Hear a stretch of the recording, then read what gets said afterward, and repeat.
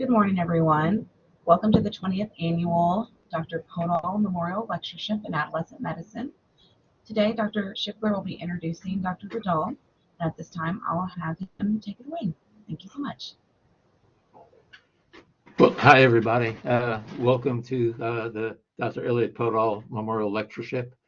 As you probably have been able to see through the scroll, I think some of the salient features of the lectureship is that Dr. Podoll, back in 1970, decades before the Board of Pediatrics was making adolescent medicine part of the curriculum for pediatricians, Dr. Podoll was giving lectures in adolescent growth and development to our third-year medical students, as I was a third-year medical student at the time, along with his son, Ron Podoll, who, along with Elliott's widow and Ron's sister, Janice Frankel, an attorney, funded this lectureship. And we've been able to have a host of wonderful lecturers from the grandparents of the field to the parents of the field, and now to the new up-and-coming masters of the field. And today's no exception, with our ability to introduce one of our now own, in fact, one of our past to now known speakers, Dr. Brittany Podoll. Dr. Podoll was one of our own medical student graduates. She came here for medical school after graduating from honors from University of Central Florida.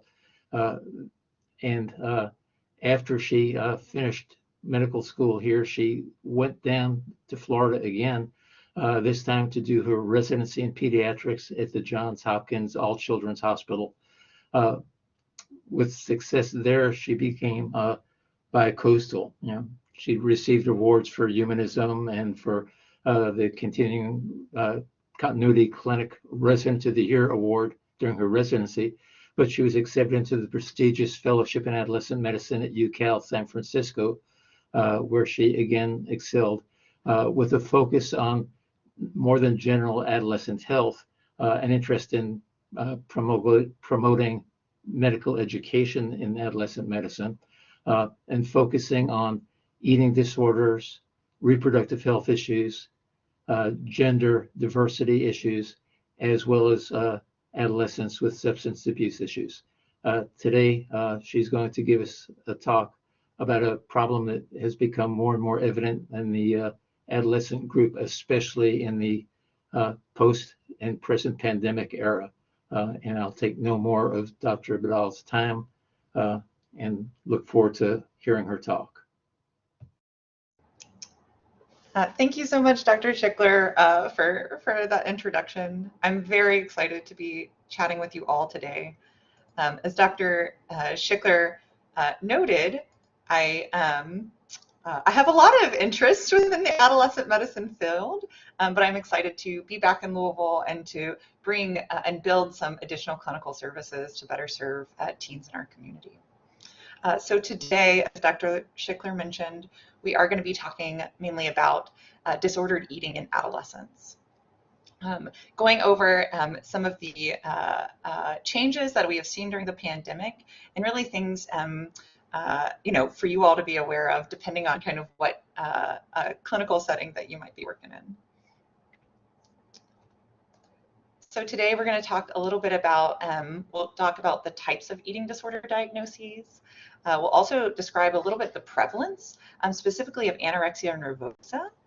We'll explain how to identify these patients and risk factors to be aware of, as well as we're going to talk briefly about the evaluation and management of anorexia or nervosa, noting that this topic we could spend many hours talking about. I'm going to try to kind of give you a little brief crash course this morning.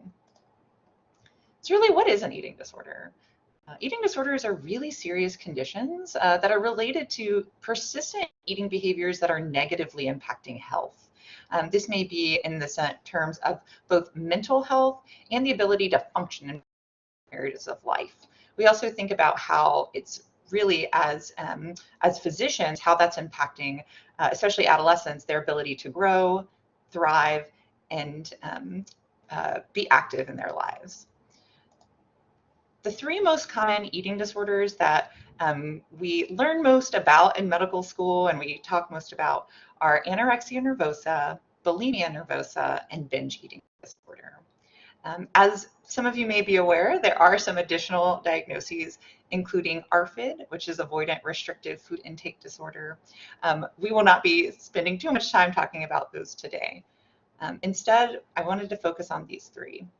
So anorexia nervosa is really a restriction of food intake leading to weight loss or a failure to gain weight that would be appropriate for that young person's age. This typically results in a significantly low body weight of what would be expected based on their prior growth curves and their prior development. There's also this aspect of a fear of becoming fat or fear of gaining weight. And with this distorted view of themselves and their condition, engaging in different behaviors that are interfering with appropriate weight and growth, or appropriate recovery of weight if they have had rapid weight loss. This differs a little bit from bulimia nervosa that really focuses on both eating disorder behaviors around kind of nutritional intake. And so thinking about recurrent episodes of binge eating, but also this inappropriate compensatory behavior in order to prevent weight gain that then would occur just from binge eating alone. Both the binge eating and then the inappropriate compensatory behaviors both occur on average at least once a week for 3 months. And this is set from the DSM-5 criteria. So it's really important to kind of understand what that frequency is looking like if you're talking to patients that may be engaging in these behaviors. Self-evaluation for these patients is unduly influenced by body shape and weight.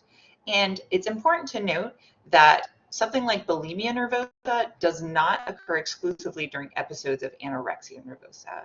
And so truly, if you meet criteria for anorexia nervosa, though you may have some of these behaviors related to binge eating or compensatory behaviors around purging or increased exercise levels, that you typically will not be diagnosed with both at the same time.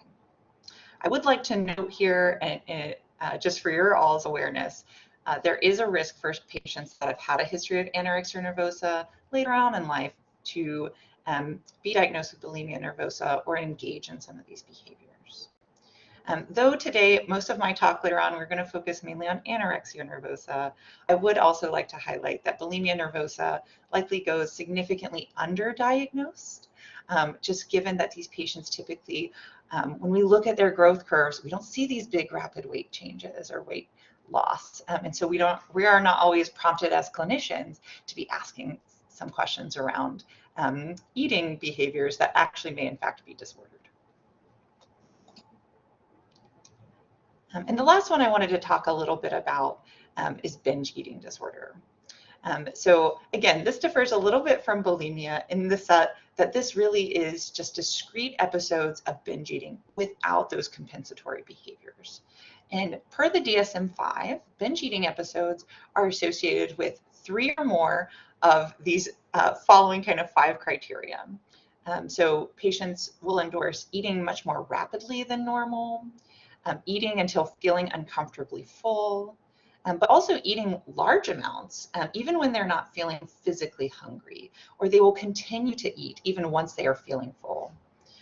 Typically, patients will share that they typically will eat alone because they may feel embarrassed by how much they are eating. And really afterwards, they may feel really upset with themselves, very guilty or depressed. And patients typically will endorse significant distress regarding these binge eating episodes.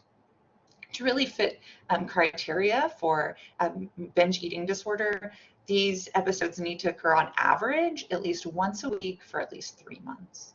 And again, these behaviors are not associated with ongoing kind of inappropriate compensatory behaviors such as purging via vomiting, purging via laxative use, or increasing exercise, or sometimes you'll hear the word hypergymnasia to compensate for these binge eating episodes. And these are typically exclusive from a diagnosis of bulimia nervosa or anorexia nervosa. really today, I wanted to spend most of our time really talking about anorexia nervosa. Specifically because anorexia is associated with higher rates of suicidality, and we know it has higher rates of mortality, and of all psychiatric illnesses has one of the highest rates of morbidity and mortality for patients. So an important diagnosis for us all to be aware of. When we think about the prevalence of eating disorders and the prevalence of anorexia nervosa, we know that this is relatively low in the general population. That different studies have shown that females, for example, have a rate of a little less than 1% to 2% that will develop anorexia nervosa. In males, this is lower. We think about 0.1 to 0.3%. In one study over a course of 8 years, these researchers followed almost 500 adolescent females. What they found was about 5% of them met criteria at some point for the DSM-5 for either anorexia nervosa, bulimia nervosa, or binge eating disorder. And being cognizant that adolescents are most at risk of developing these pieces. We also know that young people between the ages of 15 and 24 that have a diagnosis of anorexia nervosa have 10 times the risk of dying compared to their same age peers. And this is why we take this so seriously in the field. Here, kind of on the right, I just wanted to share with you, this was a more longitudinal study of patients followed that were seen at Mass Gen up in Boston. This study really looked at approximately 246 people who had been diagnosed with an eating disorder. 76% of them had been diagnosed with anorexia nervosa. And really they followed kind of their long-term survival over about 20 years on average. What we saw was that if you kind of look at the red line, this is the lifetime diagnosis of anorexia nervosa compared to peers who did not have anorexia nervosa. And we do see that their survival probability is lower than peers that have never had anorexia. Now, noting that both of these curves have relatively low risk of mortality, but there is an increase there. And acknowledging that people that were diagnosed with anorexia nervosa had a significantly increased risk, especially in the first 10 years following that initial diagnosis. In thinking more about kind of anorexia as we see it today, we are seeing, increased rates of diagnosis in populations that we traditionally have not identified anorexia in. I think for many of us, right, maybe our first experience in whether it was medical school, whether it was in residency or other settings, when we think of anorexia nervosa, traditionally people think of white identifying females who want to be thin, such as a model, or thin for a certain sport, and may be from a higher socioeconomic class. But that's truly not what we're seeing in recent years as we're identifying patients. We know that now males represent about 25% of individuals with anorexia nervosa, acknowledging that males are at a higher risk of dying. And this is typically due to a later time of diagnoses, because we are not trained to think about this in young men, different than young women. Also acknowledging that, males with eating disorders, especially anorexia nervosa, tend to have a different type of body image distortion and different body image goals, where, we typically think for someone who's female and that has anorexia nervosa, really focusing on a desire for thinness. Different studies have shown in males that there's instead a focus on bulking up, having really defined muscles, this focus on trying to gain muscle mass but get rid of fat tissue. And so that body image piece is a little bit different. And sometimes there's a finesse to kind of differentiating, a lot of young men who maybe are in different sports and using protein supplements and those pieces, and want to gain muscle mass from someone who's truly engaging in further disordered behaviors that are interfering with their growth and development. We also know that rates of disordered eating have increased across all demographic sectors. We know that we're seeing increased rates that are raising more frequently than their peers in males, in those with lower socioeconomic status, and in older participants. I also wanted to share with you that in 2020, in the setting of the COVID pandemic, many hospital systems have experienced an increase in admissions for medical stabilization of anorexia nervosa. From my understanding, that is a pattern that we have seen here in our community, in our children's hospital. It's also something I experienced in my fellowship in San Francisco, and many of my peers across the country have experienced. This graph on the right is actually taken from a hospital system in Australia. And thinking back, when we're thinking about how the pandemic affected different countries globally, we know that in Australia, initially during the onset of the pandemic, they had relatively low rates of COVID outbreak compared to our own country. Despite that, we see here they looked at 2017 through 2020. On the left here, under total hospital admissions, understandably, as things locked down, they saw in this kind of more bold blue line a fall in hospital admissions as a whole for their hospital system, especially following March down into April and then into May of 2020. But as compared to kind of what they saw on the right here, these are patients that were specifically admitted with anorexia nervosa, compared to years 2017 through 2019, where we see kind of these dotted red, green, purple, yellow lines. In 2020, there was a significant increase in patients with anorexia nervosa.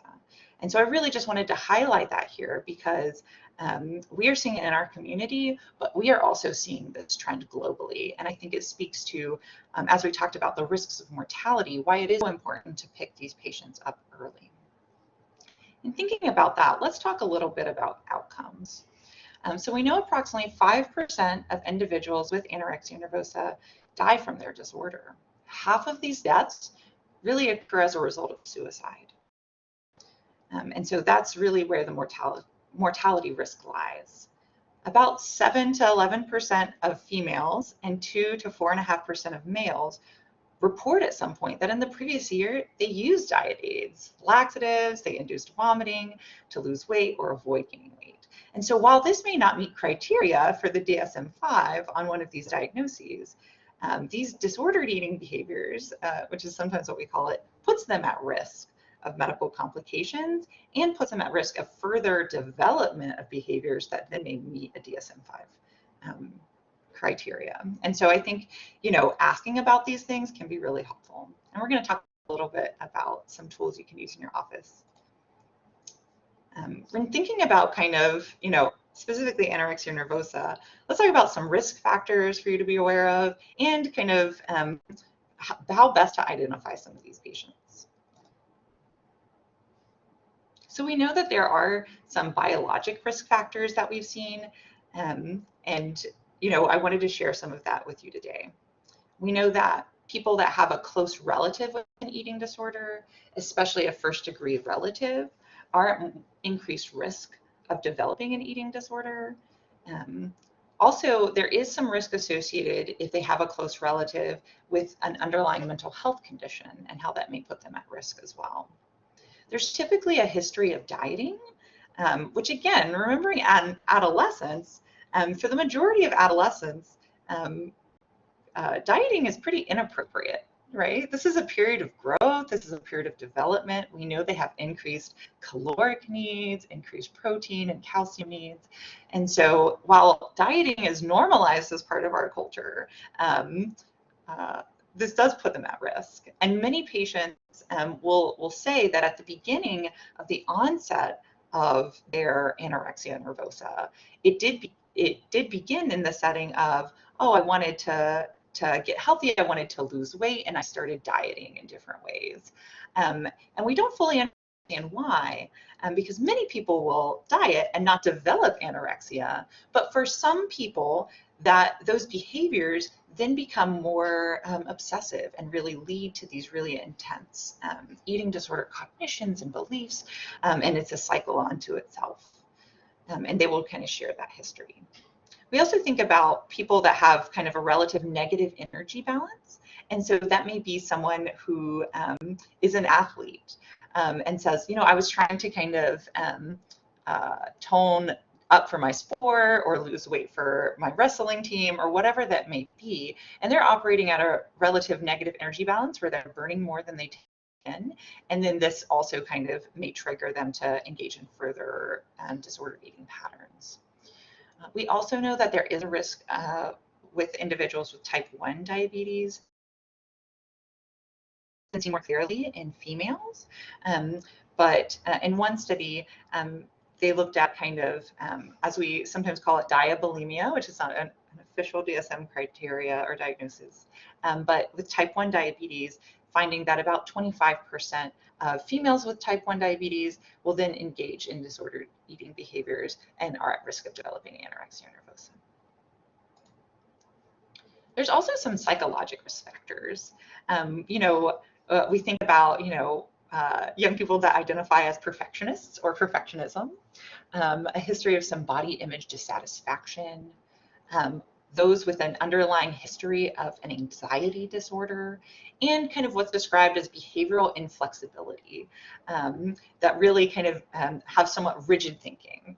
And also remembering that many adolescents, especially younger adolescents, have pretty concrete thinking to begin with. And so, you know, having to think about where they are in their maturity, but also kind of historically, if they've been flexible to different changes in their life versus very rigid in their thinking, may put them more at risk of anorexia. There's also some different social risk factors. You know, we think about kind of weight stigma in our society, thinking about the risks of teasing or bullying, if they've experienced that, how they may kind of, especially around weight, be more cognizant of their body image. And also acknowledging, like, we know adolescence is a risky time for dieting in these pieces because many teens are then spending more time, like, you know, looking in the mirror, thinking about the clothing they're wearing, how they appear to their peers, and these pieces. And so, you know, really this internalization of what an ideal appearance is, especially as we think about what that looks like, you know, traditionally, right? Just a few years ago, we were thinking about, like, in media, right? Like in ads, in magazines, on TV, and those pieces. But now, as we're hearing more about, you know, different social media platforms and just how that may be impacting kind of body image as well, it's just something to be kind of aware of. We also think about acculturation.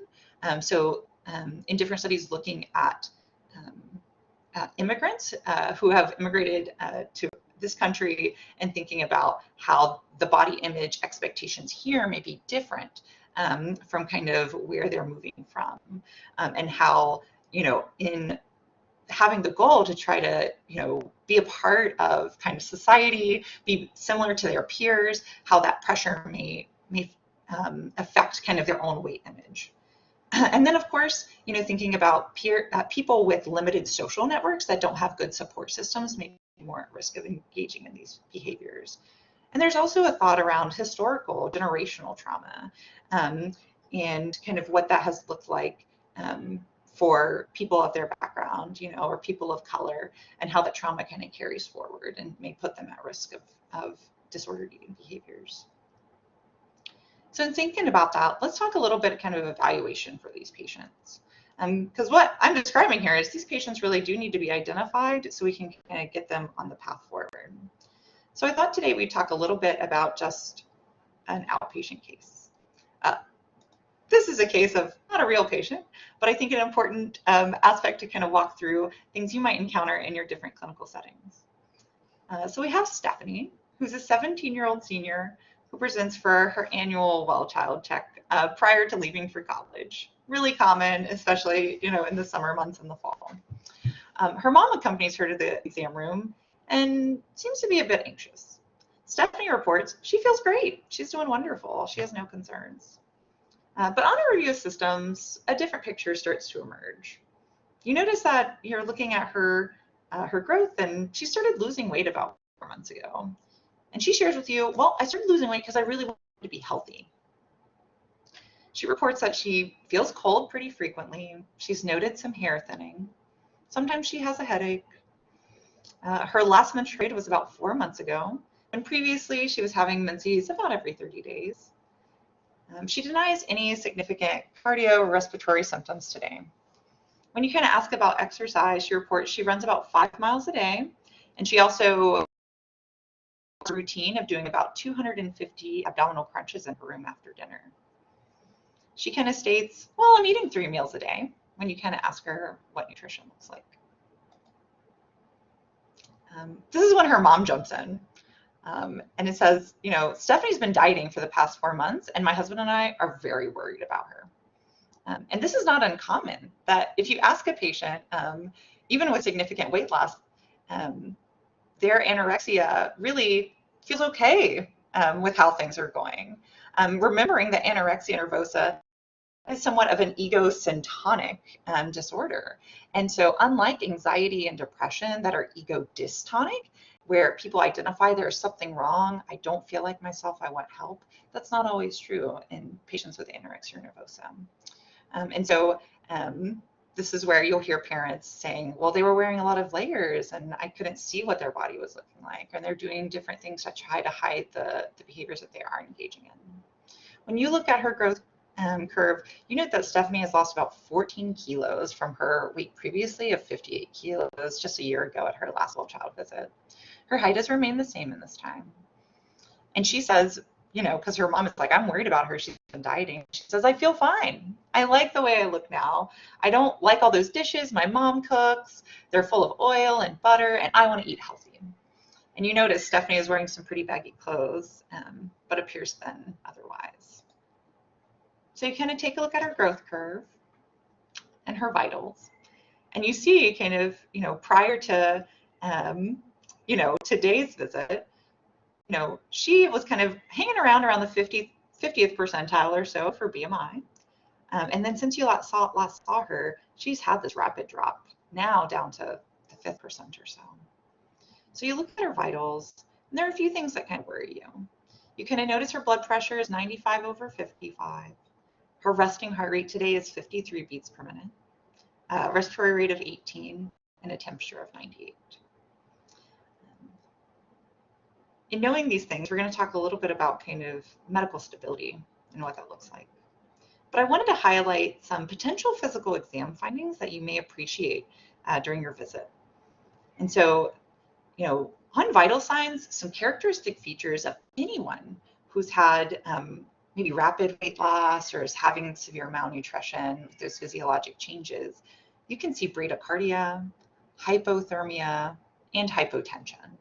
And so these, you know, things should alert you like something else is happening, you know. Maybe this isn't an eating disorder, but these things always make us take pause, right?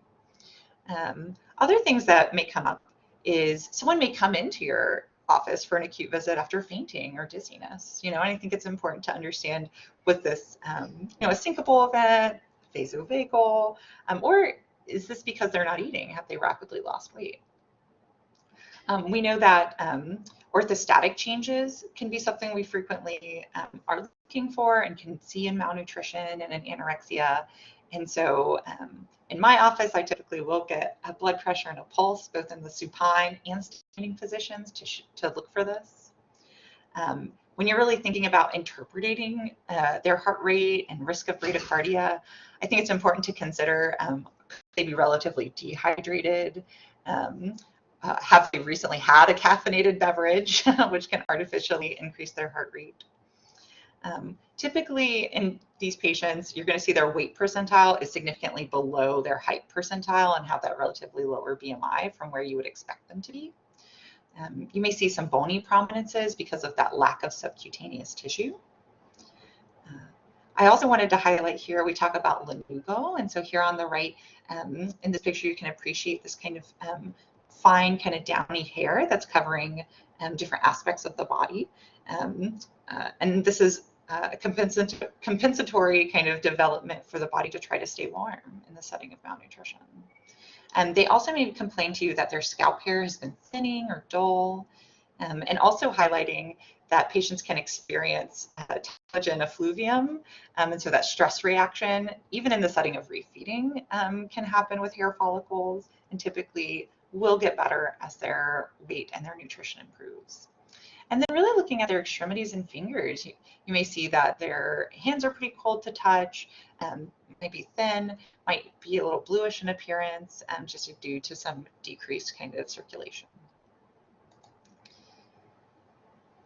And so I really wanted to share with you all kind of when you're, seeing these patients in your office or in the ER, kind of what that might look like. Really, your job, first and foremost, is to say, is this patient stable or unstable? Is this someone that needs to be admitted for medical stabilization or not? And so there are some different kind of national kind of guidelines and criteria. The one that I'm highlighting here is a position paper from the Society of Adolescent Health and Medicine about the medical management of restrictive eating disorders. And so this typically does include anorexia nervosa. Here you'll see there are about 11 different aspects that are laid out here, but really if a patient meets any one of these, that can help justify hospitalization.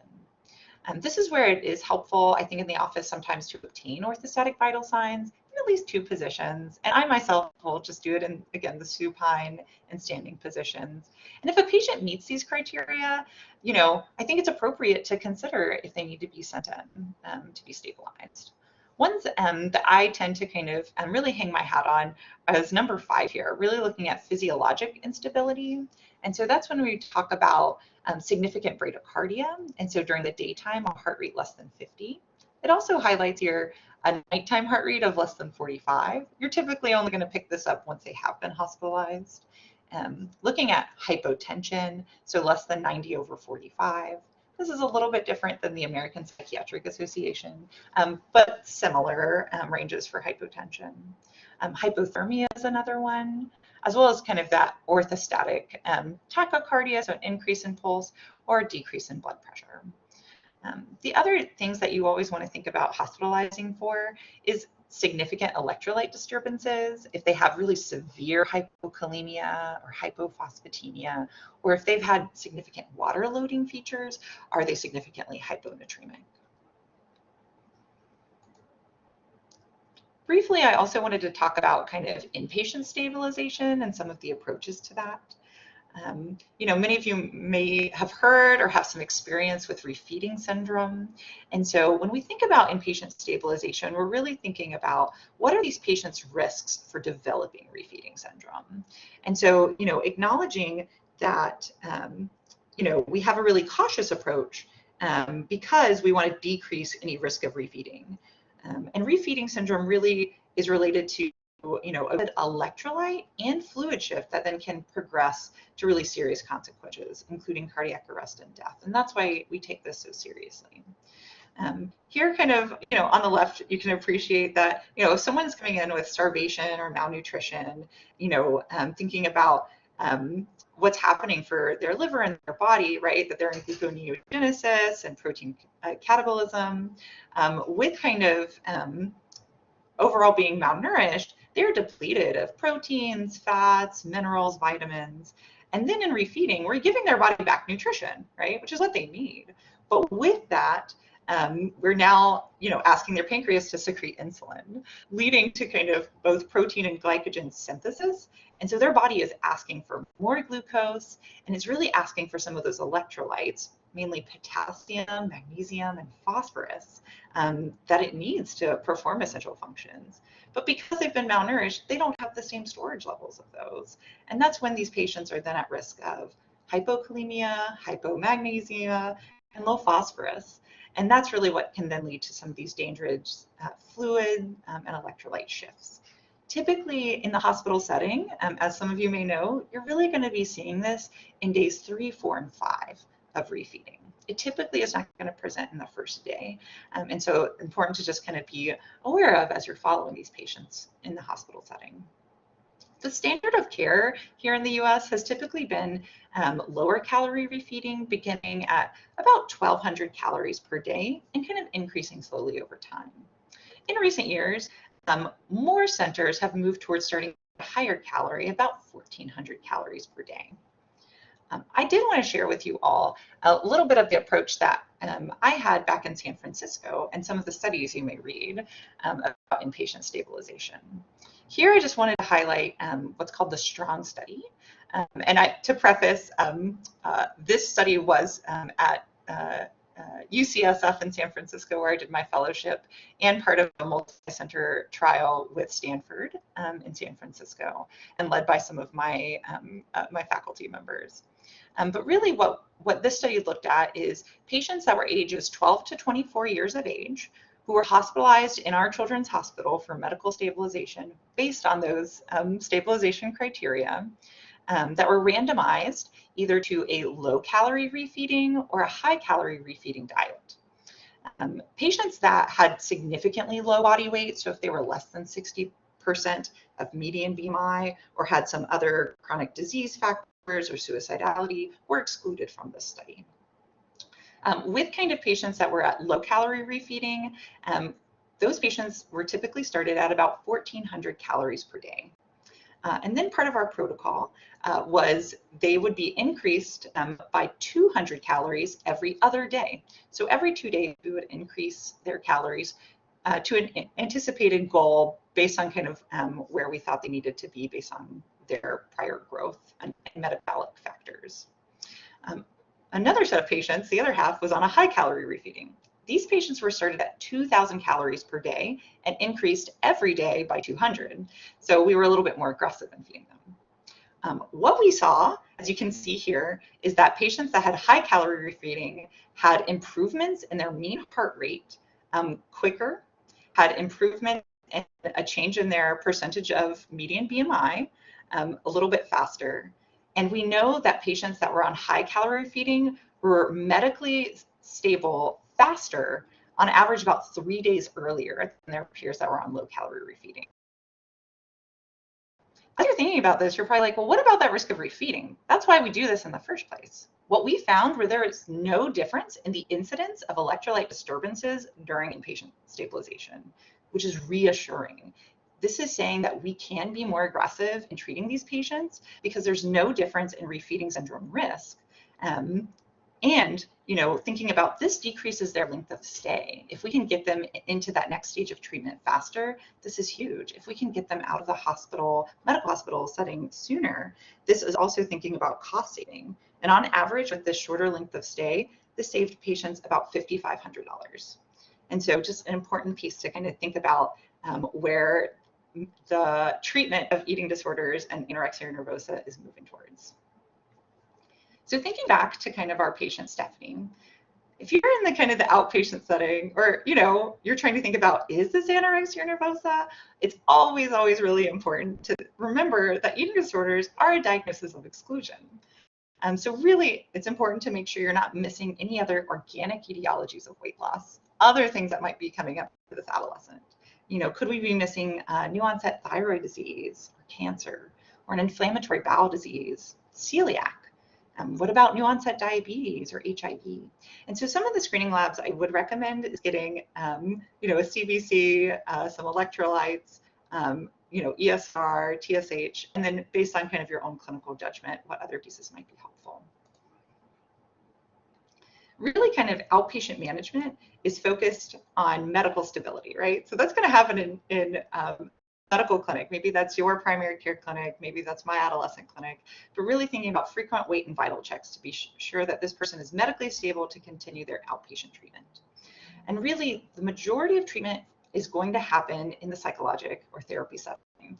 And so we think about family-based treatment is really one of the first line treatments for adolescents with anorexia nervosa.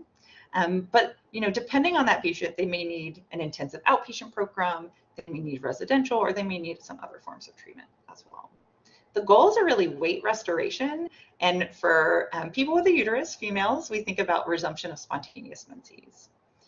And there are different approaches to kind of a treatment goal weight, if you've heard this. But really, I like to take the approach of looking at their pre-morbid, so before their disorder, what was their growth looking like around BMI, height, and weight? And what is their pubertal stage? So kind of next steps for these patients are really referring them for treatment. So that's nutrition counseling, psychotherapy support, and medical management. It really takes a team to treat these individuals.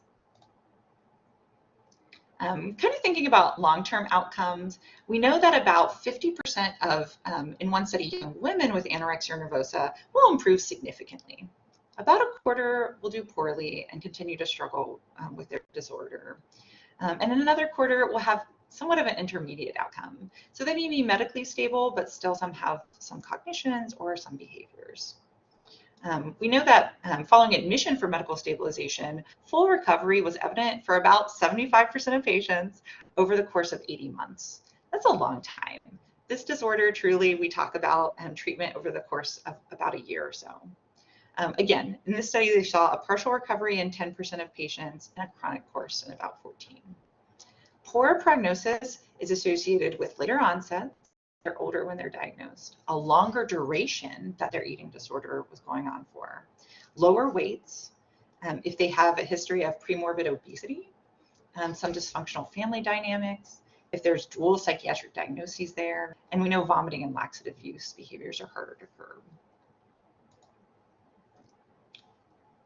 In thinking about this, I wanted to share with you all some different tools for your practice, and some different screening things that might be helpful to implement. So one that you might be aware of is the Skew Questionnaire. This is something that you could ask some of these questions, or you could give this as a paper screener to patients that you're concerned of. But the Skew stands for, the first question is sick. Do you make yourself sick because you feel uncomfortably full? C is for control. Do you worry you've lost control over how much you eat? O is for 1 stone. This was developed in the UK. We don't measure things in stones. But have you recently lost more than about 14 pounds in a 3-month period? F is for fat. Do you believe yourself to be fat when others say you're too thin? And the other F is for food. And would you say that food dominates your life? I also wanted to highlight here, like many things in the Bright Futures, screening for these pieces in adolescents are recommended. And so here's some examples of some questions that you might already be using, or you could think about incorporating into your practice, especially when you're worried about these patients. So how do you feel about the way you look? Do you feel that you're underweight, overweight, just right? Are you trying to change your weight? If so, how are you doing that? And just leaving it really open-ended.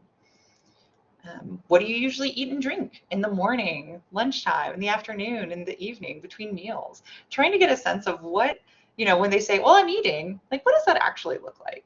And sometimes that's where parents can be helpful too. Like, oh, they say they're eating lunch. Like, what do you see them eat? And thinking about what's appropriate for their age. Do you ever eat in secret, right? We talked about binge eating disorder. Do you eat large amounts all at once? Do you hide this from others? And thinking about, some of those compensatory behaviors around laxative or vomiting use, asking about, do you ever vomit or use laxatives to try to control your weight? Tell me about your exercise patterns. Has that changed recently for you?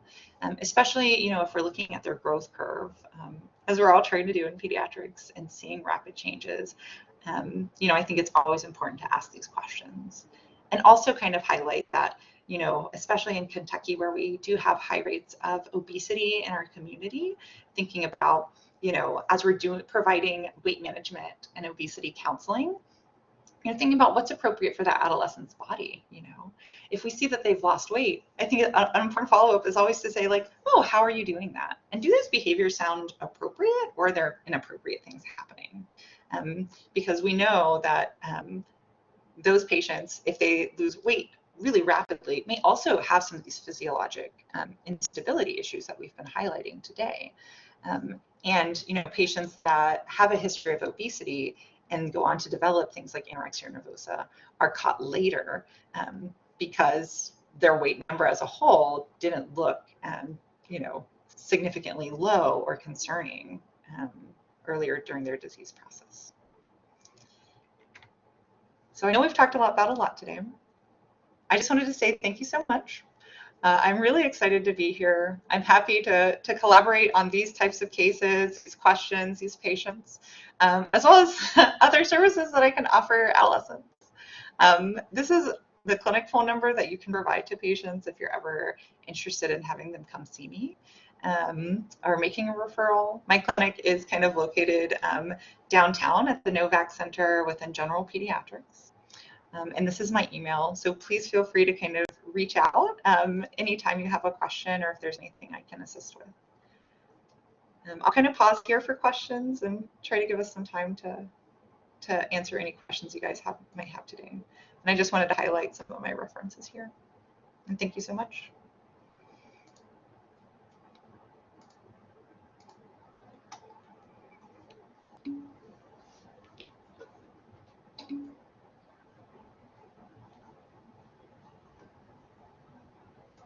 Well, that was a great presentation. Thank you, Brittany. Yeah, some things that I think would be interesting for us to be able to look at, especially with all the news of what's going on with social media, particularly Instagram.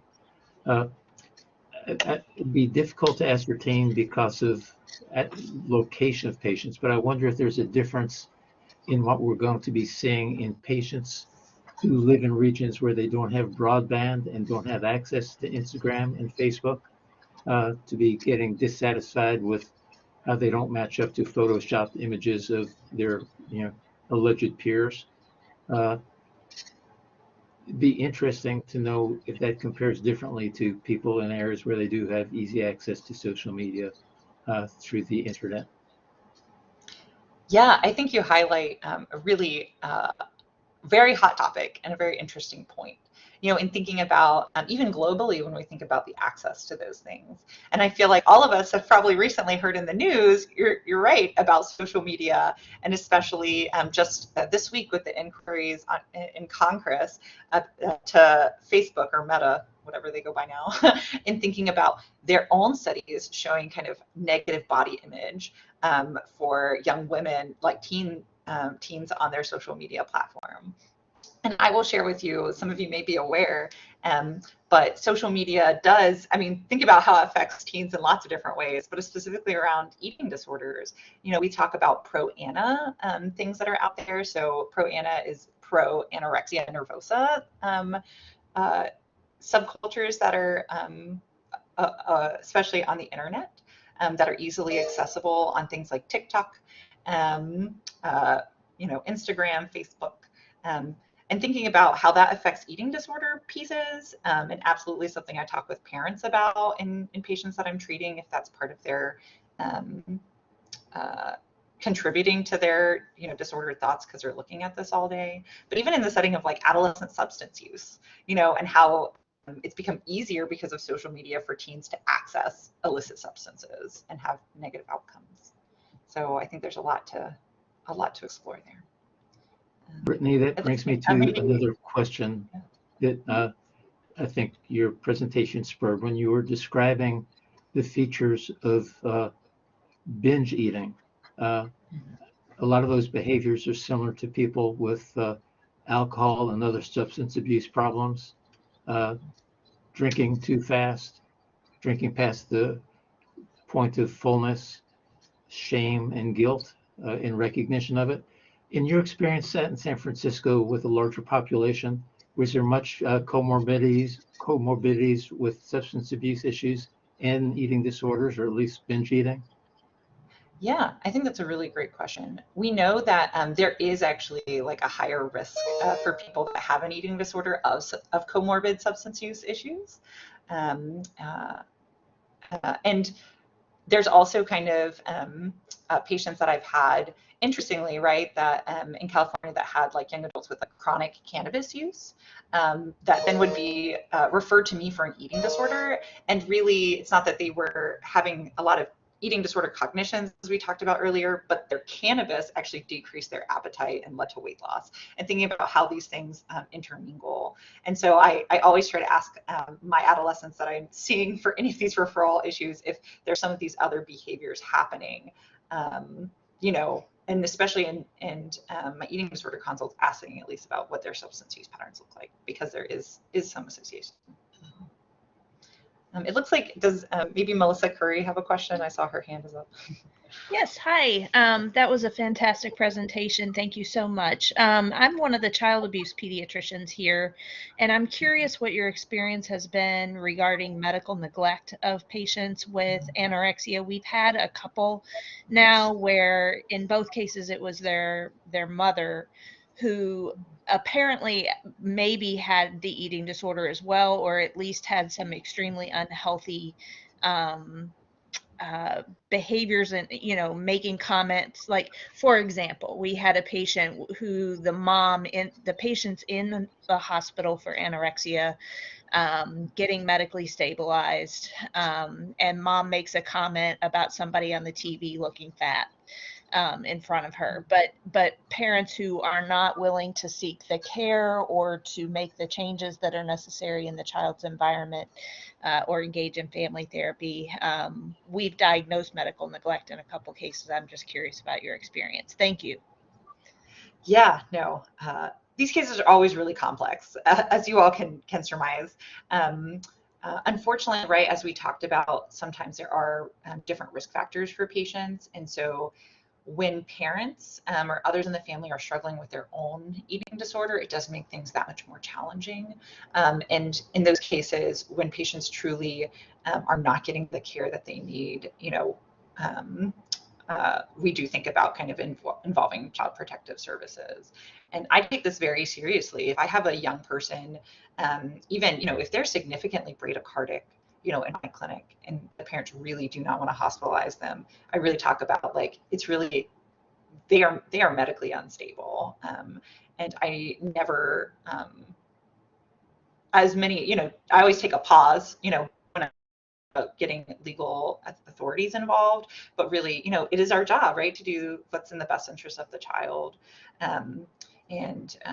Unfortunately, you're right, these cases are really complex, and they do come up, and just thinking about what those environmental factors look like at home for their recovery, it makes things very, very challenging. I also just wanted to take a pause here and see if I can answer some of the questions that some of you threw in the chat. It looks like Dr. Folsom had a question about what advice do you have when insurance is hesitant or refuses to cover eating disorder services for patients? I think this is where advocacy is so crucial. This is something that I think is not just specific to Kentucky, but other states as well, where even within an insurance company, we talk about the mental health care parity. Insurance companies will argue within themselves, like, who's going to cover their treatment. And that's where really our job as physicians is medical stability. And so documenting as much as possible why they're medically unstable, and really kind of, talking to the insurance company, being like, you're putting this patient at consequences. And I know here, it's being done in the legislature to advocate for these patients. It looks like there's also a question about advice for the patient or family who keeps requesting specialists to evaluate because they want to exclude improbable diagnosis. Again, eating disorders are a diagnosis of exclusion, so I think that is appropriate to kind of, think about, does this patient warrant further kind of specialty evaluation? Yes, I think, those things are appropriate, but I think the way I have handled it in the past during my fellowship, when we would do inpatient stabilization, is really thinking about, like, these are the things we're testing for, this is what we've ruled out. And, as we're doing this evaluation, right, maybe we are consulting GI or someone else, really thinking about, regardless, their body needs nutrition. And that should not slow us down with getting their body the nutrients they need to recover, regardless of why they've lost weight. And then once those things are excluded, there is a lot of processing that happens with just accepting the eating disorder diagnosis, and so it's not uncommon for that to come up. Somebody also asked, Diana Pantelos, for hospitalized patients, what are criteria for discharge? What I've used in the past is those same criteria for admission are my criteria for discharge from a medical physiologic stability test. So they no longer need to, they can't have bradycardia, they can't have that hypotension, they can't, be low body weight, they can't have electrolyte disturbances. And once those things are met, they are medically stable. We may still be trying to work on like what that therapy treatment will look like, but once they are medically stable and above that criteria, that's typically when I would discharge them. I also see a question in here about the eating attitudes test. For screening, this is typically something that I've only used in the setting of like that screening or kind of that new diagnosis. And I don't tend to follow this over time, but different psychologists that I've worked with may use it in different settings. Good question about a link between eating disorders and veganism or vegetarianism. I will highlight there's lots of people in the world that are vegan or vegetarian, and they don't have eating disorders. But I do sometimes see that if I'm meeting a patient for the first time, they have an eating disorder, and I will ask them, have you become a vegan or a vegetarian? If that's happened in the setting of their eating disorder, sometimes I feel like patients will use that as a way to continue their disordered eating behaviors or be like, nope, I'm not going to eat these high calorie things anymore, certain proteins, even certain carbs because I'm a vegan now, or cheeses or dairies, those pieces. And so that's always like a nuanced conversation. If they tell me like, oh, well, I've been vegetarian all my life, I'm not going to force them to all of a sudden eat meat. But I think it's an important piece. And just thinking that most vegan or vegetarian diets are going to be relatively like low calorie compared to people that eat meat, just thinking about what that density looks like. I think it's important to ask if you do have a teen that doesn't have an eating disorder but is switching to vegan or vegetarianism, making sure they're getting all of those really good sources of nutrients and not just like, yeah, I just eat French fries now because I'm a vegan or something like that. And then another good question about outpatient treatment options for patients. This is what can be really challenging and different depending on the community setting that you're in. I think it's always really important to try to identify a therapist or psychologist who has experience in working with eating disorder patients, especially as I highlighted here in the setting of adolescents with anorexia nervosa. Something called FBT or family-based treatment is the most evidence-based treatment. And so can work with the family unit on refeeding and processing of body image and kind of weight recovery. And there are some different centers or people here in Louisville that offer those services. Some of you may be familiar with Aspire Wellness and the Louisville Center for Eating Disorders. And there's a few other really great psychologists and therapists in the area as well. But this can be what's so challenging. Well, I just want to say thank you again for all the great questions in the discussion. If you ever need anything, email me, give me a call. I really appreciate the opportunity to talk with you all today. And great to have you as a resource here. Great.